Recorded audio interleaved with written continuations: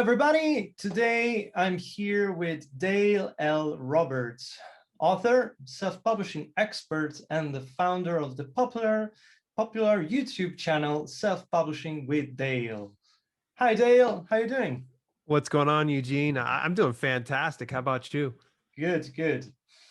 All right, so let's dive in. Today we're gonna talk about a lot of things actually, but we're gonna start from branding. So, Okay. when we think about brands, quite often we think, about like big companies such as Nike, McDonald's, Tesla, whatever. But Yep. what is actually branding for authors? Branding works across the board the same, though in practice it's going to be different. But overall, it's understanding, first of all, who is your target audience, what are their needs, and how can you fulfill those? How can you give the promise, as some people say? What is your promise to the world? That's what your brand is.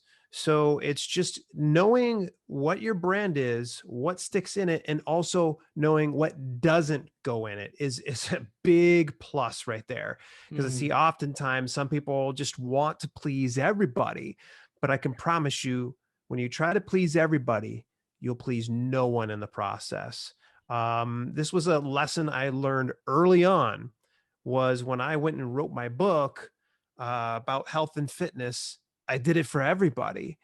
And of course, when I probably sold no more than about $20 worth to some family and friends and didn't get anything else, I kind of wondered what gives. And well, I had a friend just pretty much frankly tell me, like, your book's not good for anybody. And I'm like, what? So that brand, to answer that, coming back around, knowing your audience, what are their needs, how can you fulfill them? Yeah, so basically, I think like nowadays it's all about find the niche and identifying the yeah, as you said, the people, our targets, our target audience. Sometimes it's not easy, maybe, when, especially when I think about writing fiction. But so do you have some tips for fiction writers? Fiction writers need to work a little harder than some nonfiction. Sorry, nonfiction authors. I'm not trying to speak on everybody's behalf, but fiction authors need to provide content. And I mean, the more content you can write, the better, because fiction readers are voracious. One book is just not going to do it. Two, possibly. That's only going to hold them off long enough. So the thing I think with fiction writers is you're going to have to really buckle down. You're going to have to excel in writing, or you're going to have to excel in marketing and promotion. Because if you've only got one title as a fiction author, you're going to have to spend a lot of time marketing and promoting that. But Craig Martell put it pretty good in that nothing promotes your last book like your next book. It's understanding that if you can keep pushing forward and keep providing more content to the fiction readers, you're going to be better equipped for this business. You're going to be able to hang around for the long haul, if you will. Cool. So you're kind of indirectly suggesting to writing series rather than standalone. Series is a great idea, but let's just say, for instance, your creative well doesn't go down that deep. You're like, I only do standalones, Dale. Totally cool. Having something is better than nothing. Series is great for the binge, factor, where some people are going to want to go through and binge your books. So naturally, you're going to win because they're reading your books. But let's just say we're going to go back to author A, who only puts out one book, and then author B, who's putting out one book per month, or maybe one book every quarter, doing something more frequent. Well, there's more for the audience to consume on author B versus author A. They get done with that one book, and then they're kind of left going, well, what next? Cool. Yeah. And what about, because sometimes we authors don't really think about the genre we want to write in. And so, for example, we might come up, okay, today I'm going to write like a thriller. And then next time, oh, I got this amazing idea for a sci-fi novel. It's going to be amazing. And you pump it out. But what do you think? Like in terms of branding, does it really work jumping from one genre to another? I think you know me all too well. You know that this is the thing that like really lights me up, and it's no offense to anybody who does that. That's awesome. I've got the same level of creativity. I want to always be doing 50,000 things. I'm like, oh, I've got this idea for this. I've got this idea for this. The problem is there are authors that can do that and become successful and make a good living out of doing that. Stephen King is a great example. This guy could write a children's book and everybody be like, ah, that's normal. That's Stephen King. But for most indie authors, and especially newbies, ones that haven't really gained any traction, it's so important to niche down, because here's the deal. Let's say, Eugene, you wrote a suspense thriller book, which I believe you have. Yeah. And then at one point, you're like, the next month, you go, you know what? I'm going to put out a science fiction werebear shapeshifter fantasy romance. Okay, so here's what happens. Your audience who's coming to you for the suspense thriller books, all of a sudden is thrown this sci-fi werebear shapeshifter. They're going to be like, what? It's like walking into McDonald's and ordering a Big Mac and they go, no, no, no, no. We don't do that. What kind of shoes do you want to have? Yeah. McDonald's, would you change things on me? I wanted some fries. Now you're going to give me some shoelaces? What gives? So that's the thing, is really trying to vie for people's attention these days, these mobile devices, to where people are scrolling past you. It's so important to be heard above the noise. You need to get very specific about your message or what it is that you're delivering and the audience that you're delivering it to. Okay. Let's say you're like, Dale, I do it for the craft. I love doing it. Kudos to you. That's fantastic. I would say, to get yourself better traction, possibly separate those two creative ideas into separate buckets. I would say the whole Confucius, I think it is, the man who chases two rabbits gets none. But in the same aspect, if you look at this for the long game, let's say you want to do your werebear shapeshifter romance and you want to do your thriller suspense. Totally fine. Just know it's going to take so much longer to gain any traction underneath that author name than if you were to just go 100% all in, as opposed to separate it out. I understand that you've got to scratch your creative itch every now and then. If you feel that, you got to do that. Don't stop it. But what I would encourage you is, if you are looking at trying to build something, a career of this, or making some type of earnings with this, you may want to consider keep it separate, focus on one area. Or so in case you're suggesting like building a different author platform with a pen name, something like that. Yeah, exactly. Okay, cool. So yeah, better not mixing up. Cool. Okay, so then next, so talking about branding, and publishing, self-publishing in our case, books. What do you think? It's a tricky question and a classic, of course. Wide or exclusive?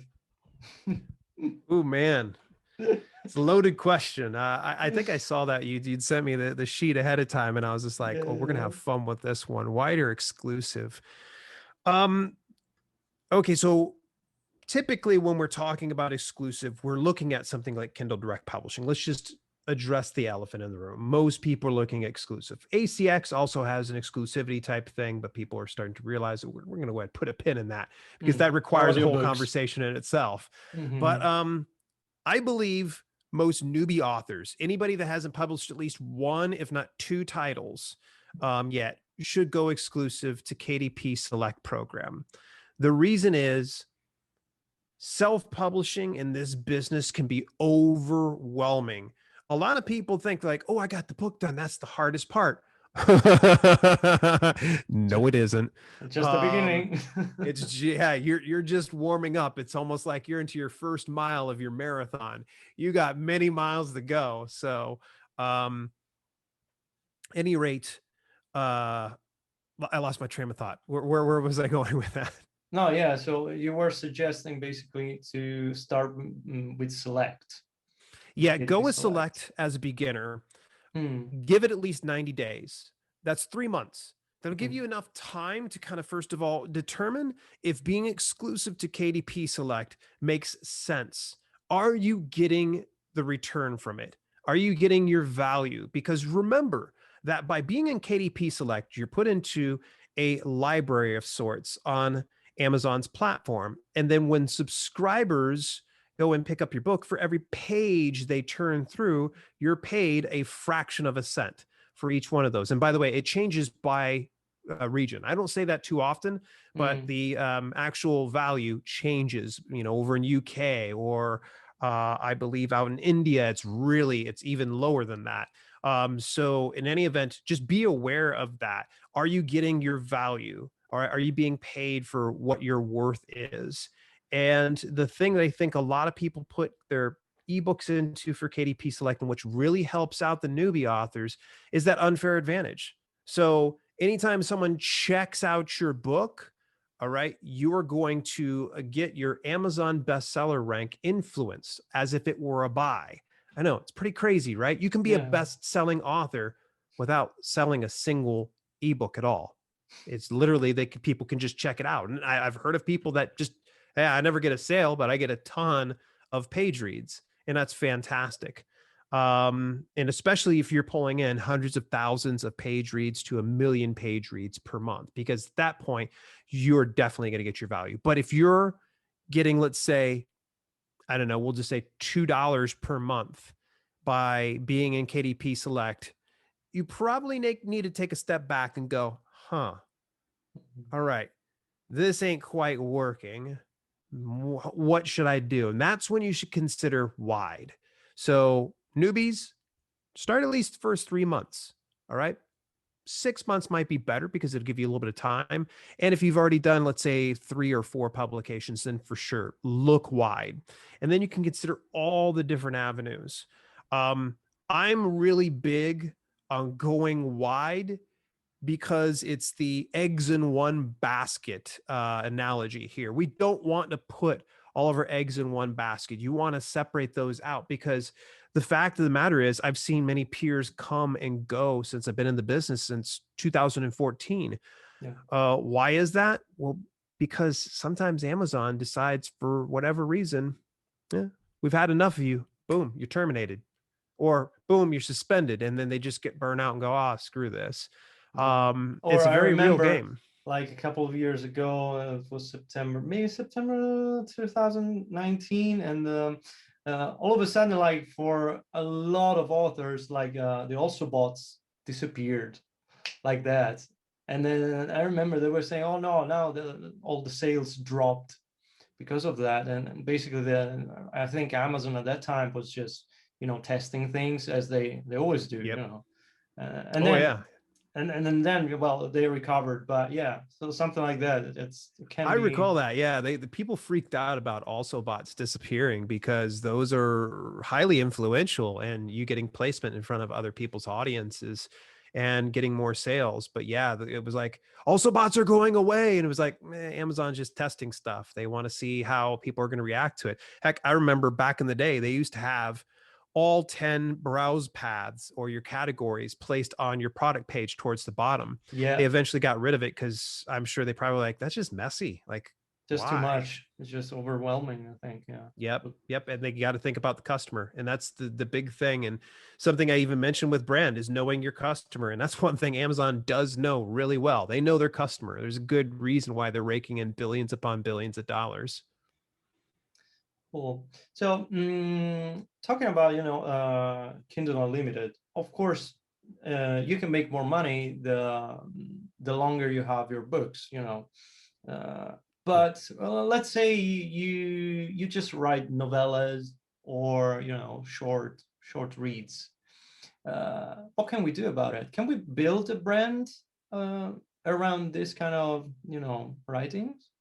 Yes, yes, and this is great because you're probably the first interview that I've brought this up at all, and I know that's becoming very um, talked about in a good way. I haven't heard anybody say anything negative, but Kindle Vella is the start of something that shows that Amazon's willing to invest some time, energy, and attention and money into pushing specifically short reads between 600 words and 5,000 words, which definitely qualifies for novella. Now, of course, we can go a little bit past that. I think for novellas, like what, 10,000, 15,000, something like that. Mm-mm. But either way, you could see they are already doing that. Um, I think I've already said this before in that we're vying for people's attention. And in some instances, some readers don't want to have novel length reads, whether it's fiction or nonfiction. Maybe they just want to kind of get, you know, fill their, tickle their fancy, if you will. I was trying to think of a good word here.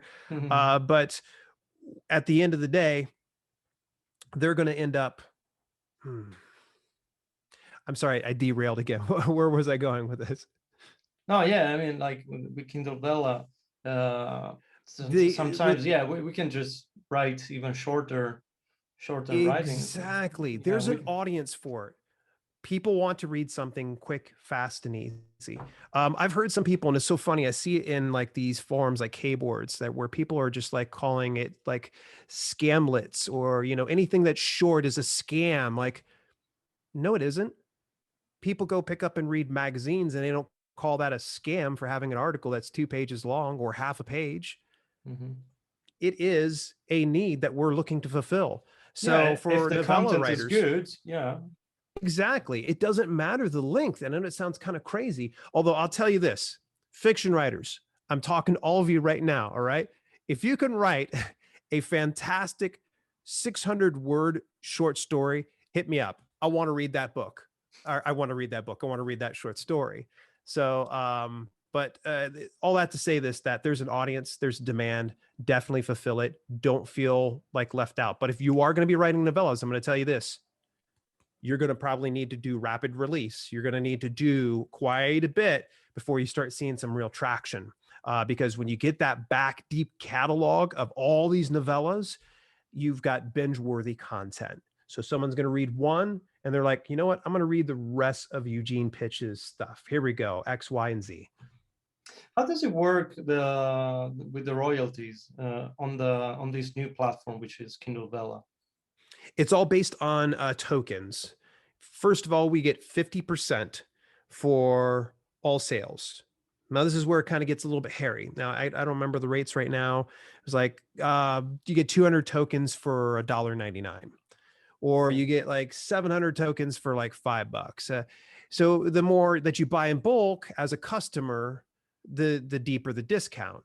Now, when they use those tokens, the value of that given token, you get 50% of that. Now, how much are you paid in tokens? It depends on your word count. Now, I'm forgetting it off the top of my head. Again, it's somewhere between the range of 6 and 5,000. Nonetheless, the more words that you have, the more tokens it's going to cost. I think it might have been like 50 tokens for 5,000 words. Seems about right. I've got a video that's coming out about it here pretty soon. So it's interesting. Right now, it's in closed beta. Excuse me, it's an open beta. They're Yeah. only receiving authors. They're not putting it out yet. The word is in a few months, they're going to go ahead and launch it to the public. So right now, they're just curating content. They're like, boom, boom, boom, just load us up. We're going to go ahead and get this stuff ready. So if you're going to get into it now, just be prepared. Look at it for the long term. But it'd be pretty interesting to see what the early adopters get, what kind of results they get, because this is something new. This is something new on Amazon's platform, more importantly, and Amazon loves new products. Right. Yeah, I'm curious too. I want to see that. And talking about, short reads, let's mention the Kindle short reads, Because Hmm. I noticed that you kind of released a few videos about this topic. Yep. This kind of new categories that popped up on Amazon, on the Kindle store. Yep. What are they? What is it? Is it a new trend? Here's the funny thing is it's not new at all. It's been there for a long time. I had stumbled on those categories, I would say probably 2015, 2016. And the only reason why I noticed it was it automatically categorized me into this. And so I'm like, huh. So I reached out to them. I said, how did this happen? And they're like, oh, it's essentially like an invite only type situation. I had to kind of get them to clarify. Invite only essentially means that if you've got all the qualifications, you tick all of the boxes for their algorithm, then they will slip your specific read into a short reads category. Now, don't let that stop you from requesting to be placed into it. They might tell you no, because if you don't fulfill all those boxes. So let's take a step back. I believe there's five, if not six different short reads categories, and it's all based on length, like 1 to 11 pages, 12 to 30 pages, something like that. And each one of those break out and it tells how long it's going to be. Like I think the first one's like 15 minutes, the next one's 30 minutes. So they consider it like a 15-minute short read, 30-minute short read, And hour short read.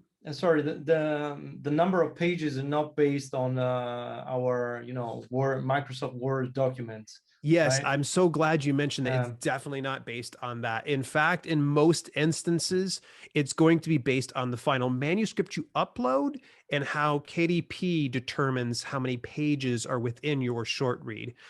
Some instances, and I learned this little hack from Dave Chesson, if you publish the short read into a print version, they'll actually take that page count and use that instead.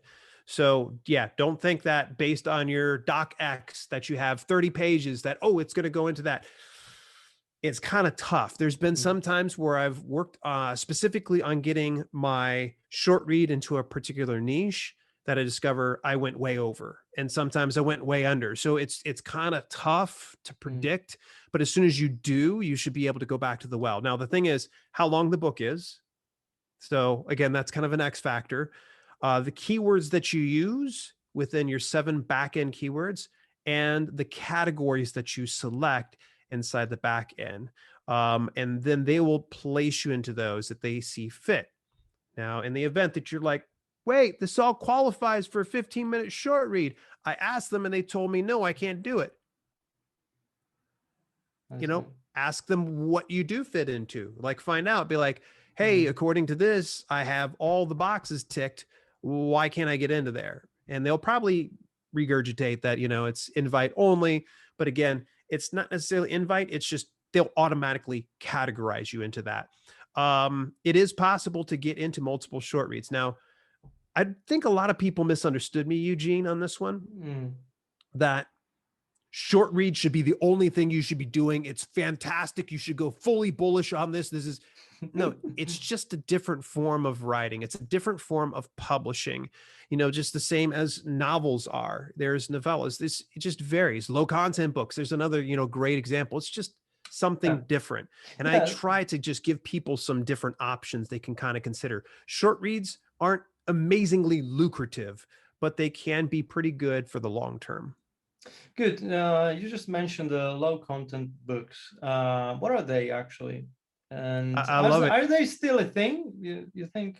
They are very much still a thing. In fact, I'll tell you, a lot of people misunderstood me last year when I spoke about low Ingram content Spark. books pretty much going away. Yeah, with And Ingram Spark, right? right, Ingram Spark rolled out some changes. Thankfully, because of my video, they walked back some of their requests. So Ah, that was kind of cool to see them do that. Yeah, I was like, because I had the ear of the director for Ingram Spark, and she'd heard that and was like, yeah, we got to fix some of these things. But let's talk about low content books first of all. hmm. What are low content books?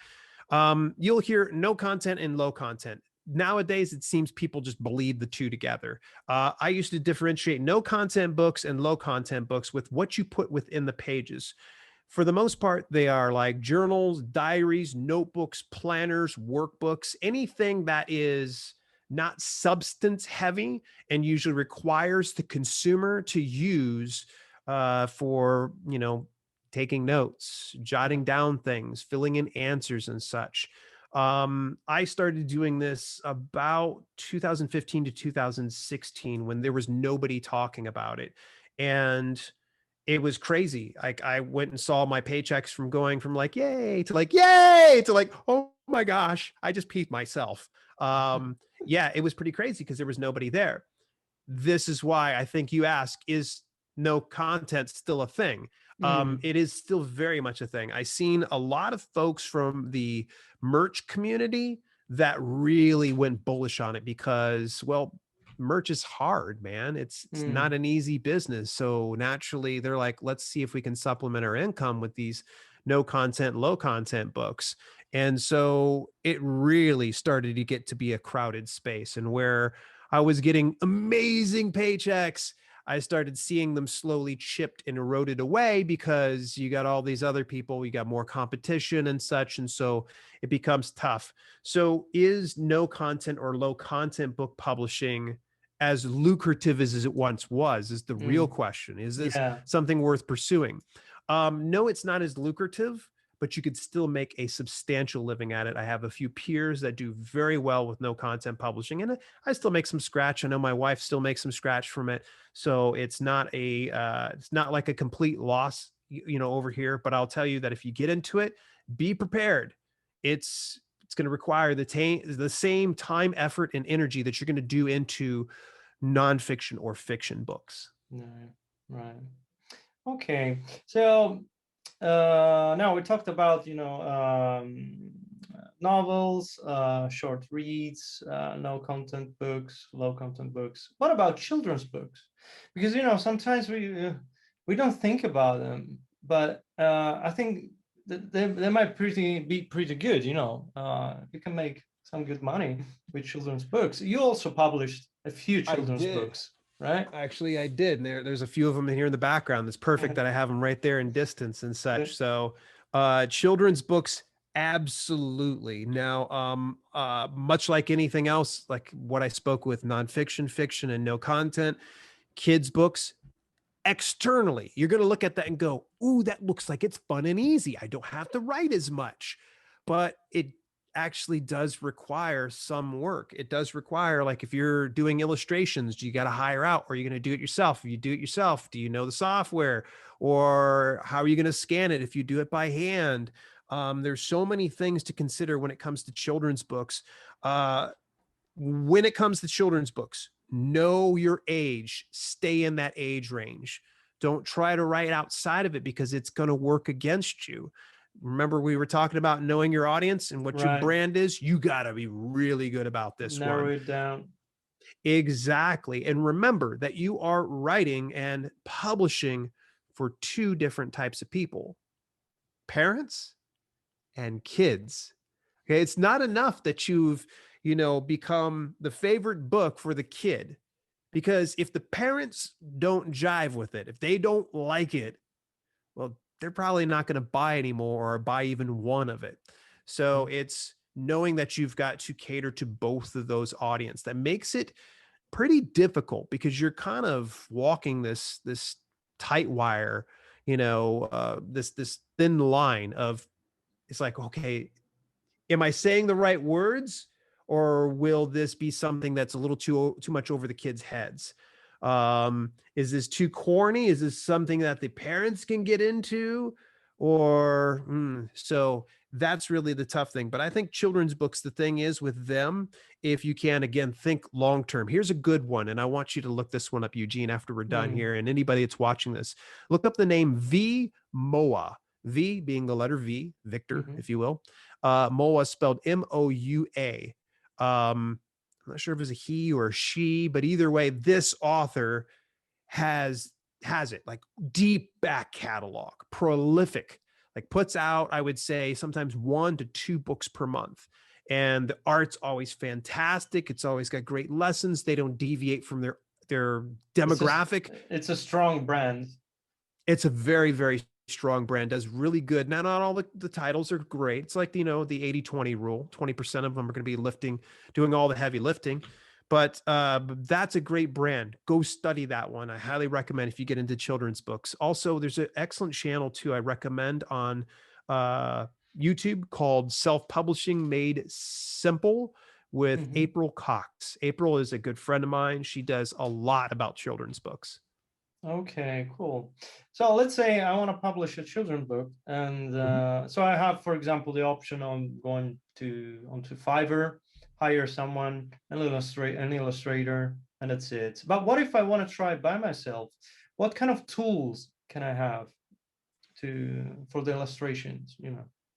All right. So there's two ways we can do this. One is the old fashioned way, if you got pencil and paper or paint or whatever it is that you can, you know, express yourself through art. You can do that. That's fine. It's going to be digitizing that's the most difficult, especially if you've got like a large, like painting and such like that.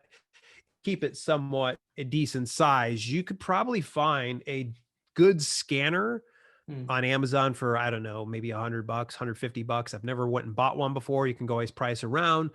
Don't cheap out on it. You want to make sure you get a good scanner that has great resolution, because you don't need to have some cheap one you found over at the Dollar Tree or thrift store. Dollar Tree doesn't carry scanners. That would be pretty interesting though. yeah. But you don't want to have something from the thrift store that is from like early 1990s, because it's probably not going to be very good resolution. You want to have something that's very good high resolution. It takes its time scanning the artwork, so that way it's digitized, and you want to have it available through either JPEG or PNG, or have it converted to those two file types. And at that point is when you can start to compile it into a book. I've shown people how to use PowerPoint. Let's see here, Max Keynote, Google, man, what's the name of it? Google Slides. Pages or Slides. Yes, Google Yeah. Slides. Thank you so much. You can put all those in there. Now, that's if you're hand doing it yourself. Now, there's also digital art. You've Mm, got various programs like Photoshop, Adobe Illustrator. You got free ones like GIMP, like I like to use. There's so many of them that you can work on that. So, for instance, this entire book that I did here, that was done with GIMP. And I put all the characters together on GIMP, and then I exported all of those images into the document that it might have been Keynote at the time, or it could have been PowerPoint. Either way, you mm. get the idea. I went ahead and dropped it on in there. So you're removing one additional step of having to scan something by going direct to digital. But if you're not comfortable with digital, if you find that you're not tech savvy, understand, steep learning curve. You're going to be like, trying to figure things Yeah. out, as opposed to, it's like, well, you want to draw it like this, and you want to have a line right here. No problem. Great scan. It's all set. Whereas with this, I think the first book took me over 12 hours to put together all the art for it.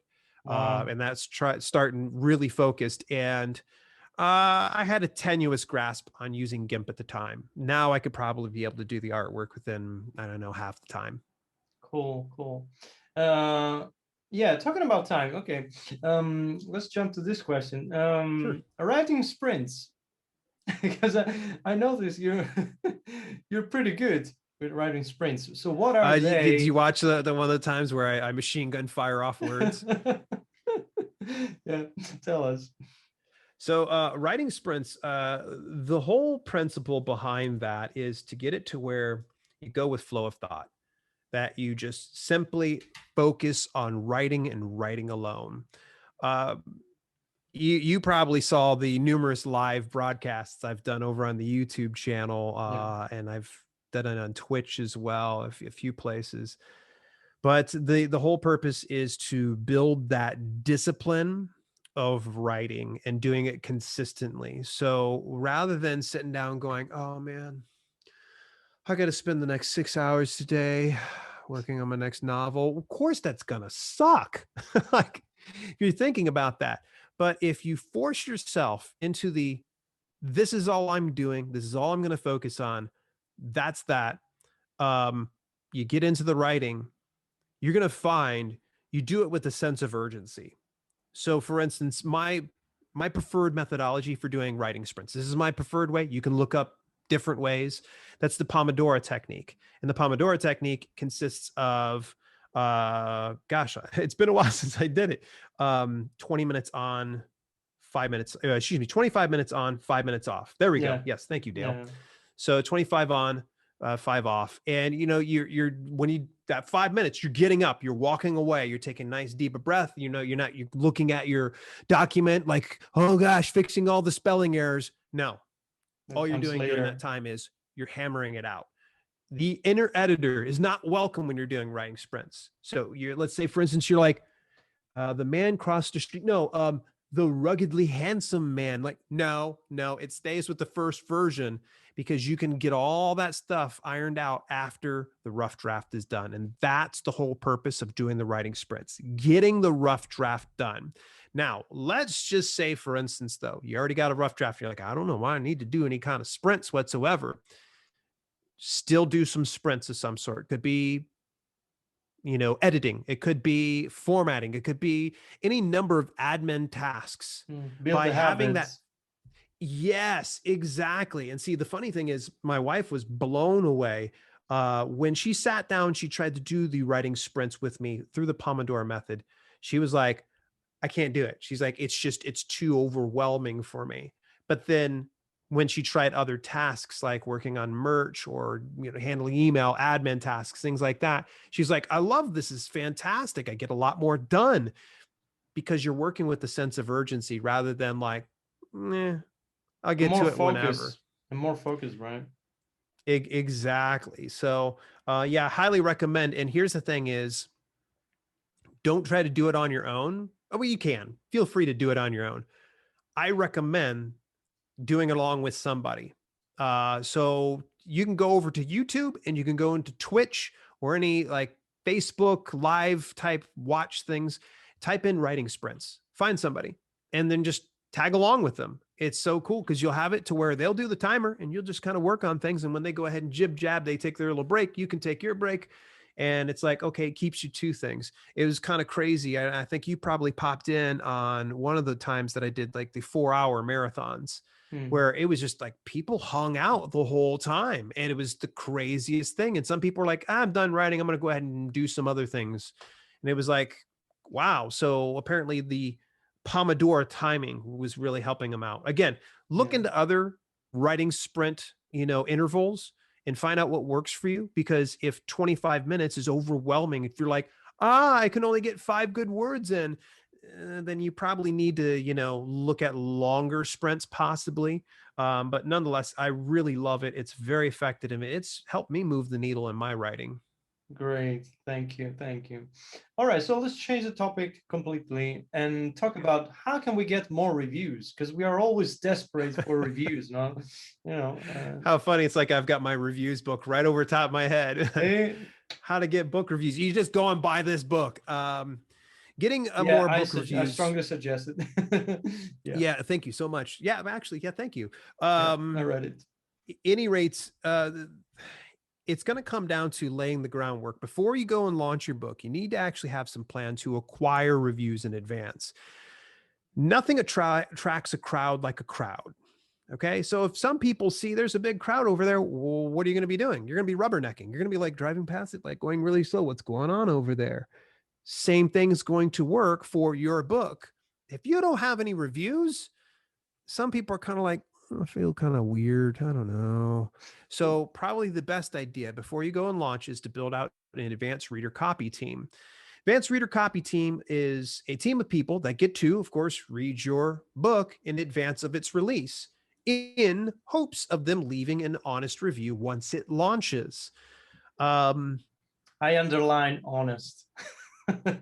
Yeah, right. Honest it's so important because I think some people want you to just drop a 5-star or 4-star. It's like not necessarily true. And the problem is TOS of Amazon says it's got to be an honest and unbiased review. So if somebody gives you a 1 star, so be it. I actually had somebody on an ARC team that did give me a 1 star on one of my books and found it kind of interesting, but nonetheless, it was honest. So I can't Yeah. complain. And the nice thing is, again, nothing attracts a crowd like a crowd. So if you've got this 1-star review and say 4 or 5-star reviews, like numerous, don't worry about the 1-star. Okay. So you're building out the advanced reader copy team. How do you get these people? One of the best ways to do that is to build out an email newsletter. All right. You got to attract more readers to come along with you for the ride. So you're going to place something within your book, preferably at the front and the back, that says, hey, join my email newsletter and we'll be best friends. All right. So somebody goes ahead and signs up. Then you're going to start sending out emails, let's say weekly, monthly at latest. That's engaging with these folks. What you're going to do next is you're going to pay attention to the people who open your emails the most and people that click on something. Like, say, for instance, you got a hyperlink over to a book that you have on sale or a website or something else like that. Focus on those two folks first. Let them know that you're building out an advanced reader copy team, because they have enough trust in you and they like you enough that they continue to open your emails again and again and again. Potential So that means super fans. Exactly. So as soon as you've kind of identified those folks and you've segmented that audience and talked specifically to them, then you can open it up to the general public. This is going to depend on your goal of how many people you want on your advanced reader copy team. I would recommend have as many, let's say, I'm going to go ahead. Let's walk it back here for just a second. You're going to find 1 out of 3 people on your advanced reader copy team is going to leave a review. 33%.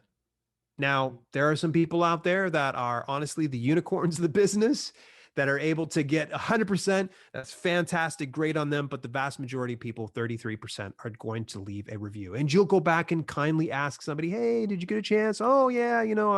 My cousin's best friend's uncle, he got into car accident. So I haven't had a chance to read. My apologies, one of those types of deals.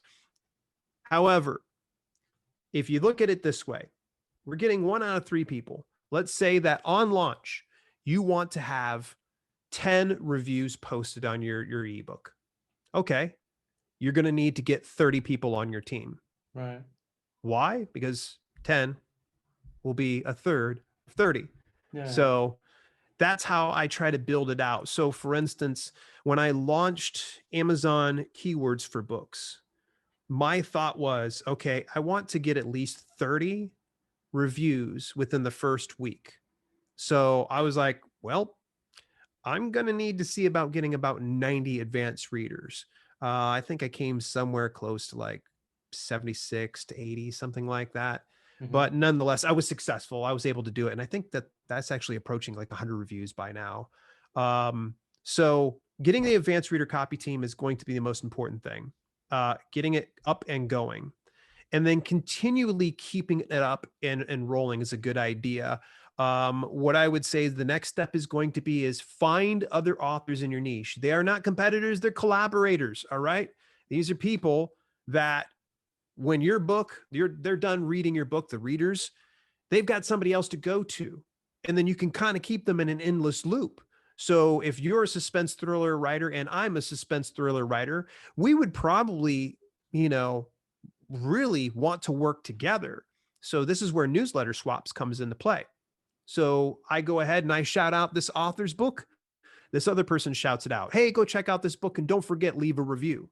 So this is one of the greatest ways to do it. Cool. Next is going to be, remember, don't ever pay for any services that's going to get you reviews. Now, with that being said, this is not my endorsement of the company. This is me just stating as an option that's out there. It's pretty new. It's called Pubby.co, Pubby.co. It's a platform where you can get the reviews, and I think they have like a free 2-week trial of it, and it might be like $14 or $15 per month thereafter. But nonetheless, what ends up happening is people have a certain amount of points and they can cash those points in to have readers access their book and leave a review. The only problem I see with Pubby.co is that you actually have to put in the work. You have to go and read other books and leave reviews of some books. Now, some people are going to be like, but isn't that author review swapping? Not really, because you're paying this platform to keep those authors separated. So there's never any overlap. They're not crossing the streams and everything's legit and above board. And to quell any fears of those that are experienced in the business, wondering, oh gosh, this might be review swaps, blah, blah, blah. This was actually put together by a former employee of Create Space. And she knows the inner workings and she knows what it takes to put together good reviews and keep good accounts and good standing. So you can look at other ways too as well, Eugene, is reaching out to influencers, podcasters, YouTube video creators, anyone on Instagram, any big names that might have some type of an interest in your niche. Reach out to them, offer a complimentary copy in hopes of leaving a review or even sharing it with their audience. And of course, that's going to have, a butterfly effect across everything else. We could probably spend the next 5 hours of me talking about getting those reviews. Yeah, but I got the last question. Yeah. Yeah. No, tell me. No, it's okay. One last good one. If there's anything you take away from me on this one, there's 2 things to remember. You're never the answer is always no if you never ask. Okay. The back of your book, right after conclusion. There's some exceptions to this rule, by the way. Right after your conclusion's finished, the end. All right. Ask. Just a simple ask. All right. It could be something like, now that you've done reading this book, it would mean the world to me if you went and left an honest review over at xyz.com and it sends them on over to the review page on Amazon. Fantastic. Or let's say, for instance, you're like, oh, that seems like too much work. Don't sweat it. Good news. When somebody flips all the way to the back of the book through Kindle, more importantly, it's going to ask them to leave a review. A lot of people are forgetting the fact that if you can get someone to read from front to back and right after the end, the conclusion is going to be automatic posting a review, it's a win-win. So you can do it the one way, you can do it the other way, or you can do both ways. You can always ask and then have that review still at the very end. It's going to do it automatically. All right, cool. So you mentioned that unfortunately there's someone who prefers, not really legit ways to gather these kind of reviews. That brings me to what I define as dark publishing. So, kind of scammers, people do even like, category spotting, stuff like that. So any advice on this topic? Because I think that some practices can be really dangerous, even for themselves, for the author themselves, right? Yeah, it really sucks. Scammers and ne'er-do-wells are going to be forever plaguing in every walk of business. It doesn't matter. They're going to be there. There's going to be cockroaches in every walk. Initially, when I got into the business and I saw some of these folks that I thought was a little sketchy, I said to myself, like, wow, man, that must be really cool for them to make that type of money. Maybe I should try doing that. Because I was in a sense of desperation. It was like sink or swim. I had to make something work. And unfortunately, some of the things that they were teaching were not good. And because I didn't investigate some of those things, I came to find out that those would hurt me. And I've shared this a number of times, like review swaps got me into huge trouble with Amazon, lost my review privileges. There was also the 10x scandal that happened some time ago where people would just stuff their books, put a hyperlink at the very front of the book that would send them to the back of the book, and it would falsely report back large page reads. And that was not good. Yeah. And they didn't like that, by the way. They were like, what are you doing? You're taking our money. Stop that. And I can't blame them. Here's the thing is, if you come into this business to make a quick buck, fantastic. I'm not going to stop you from that. But at the end of the day, you're putting yourself on a treadmill that you're going to have to forever be on. Okay, so we're going to go ahead and milk this business dry. Okay, fantastic. Let's move over to crypto. we're going to go ahead and milk this business dry. Okay, let's go and move over to drop shipping. And they're going to keep doing that. And they're going to be forever on a treadmill chasing that dollar. Whereas if they look at this business in the long term of doing solid business practices that make sense for everybody and doesn't scam anyone, whether it's Amazon, I know it's an online juggernaut, and sure, they've got billions of dollars to spare, but it doesn't necessarily mean that we should be screwing them, because remember, we screw them, we're screwing the readers too. That's actual people on the other end of Amazon that are putting in their money, that they're investing in you. Maybe they took some money that they didn't otherwise have because they saw something in your product and buy it.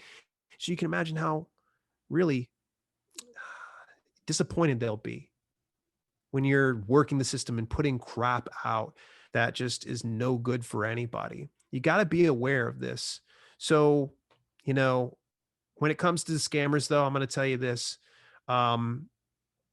They're always going to be there. And there's going to be folks out there that will call them out for it. And, you know, I've called out some people, but you got some people like, for instance, the Alliance of Independent Authors. They keep an eye out on scammers and such. David Gogren, he's fantastic. Yeah. He puts them up on the firing squad there, you know. Scam hunter. Yeah. Oh yeah, yeah. You know, but I would say don't let that stuff derail you from what you should be doing. Because I know I've seen it numerous times where these bonus books were coming out. I think Chance Carter was the guy's name, that he was, you know, bribing his readers with Tiffany's diamonds to leave reviews. Yeah, legit. This guy was doing that. You know, you see things like that. Just know the cream always rises to the top. So the trash will take itself out in due time. So just focus on doing you and being ethical and having a good moral compass and, I don't know, being a good human being. Okay, thank you, Daniel. So on this note, we're going to end our interview. So thank you very much. So where can we find you on the internet? Yeah, super simple. You just got to look up selfpublishingwithdale.com. It's got all you need over there, selfpublishingwithdale.com. You can see where the podcast is at. You can see where the YouTube channel, both channels. You can see everything that you need to on there, selfpublishingwithdale.com. All right. Thank you very much. We wish you all the best. Thanks. Thank you.